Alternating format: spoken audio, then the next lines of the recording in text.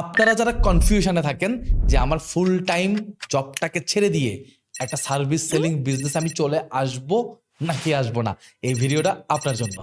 আমিও কিন্তু আপনার মতোই একটা ফুল টাইম জব ছেড়ে একটা সার্ভিস সেলিং বিজনেসে আসছি। অ্যান্ড আমি কিন্তু আমার সার্ভিস সেলিং বিজনেস শুরু করেই ফুল টাইম জবটা আমি ছেড়ে দিই নাই। আমি প্রথমত অপেক্ষা করছি আমার এই সার্ভিস সেলিং বিজনেসটা আমাকে কখন আমার ফুল টাইম জবের থেকে একটা বেটার রেভিনিউ জেনারেট করে দেয়। সো যখন আমার কাছে মনে হয়েছে আমার এই সার্ভিস সেলিং বিজনেসটা আমার ফুল টাইম জবের থেকে আমাকে একটা বেটার রেভিনিউ জেনারেট করে দিচ্ছে বা দিতে পারে, তখনই বেসিক্যালি আমি আমার ফুল টাইম জবটা ছাড়ছি। তবে আমার ফুল টাইম জব ছাড়ার আগে আমি আরও একটা জিনিস এনশিওর করছি, সেটা হচ্ছে আমার ব্যাংকে আমার 6 মাসের লিভিং খরচ আছে কিনা। আমার পার্সোনাল নিড এবং আমার ফ্যামিলির নিড, এই দুইটা জিনিস ফিল আপ করতে আমার যদি মাসে 10 টাকার প্রয়োজন হয়, তাহলে আমি এতটুকু এনশিওর করছি 6 মাস অর্থাৎ 6 গুণ 10 টাকা 60 টাকা আমার ব্যাংকে সেভিংস আছে কিনা।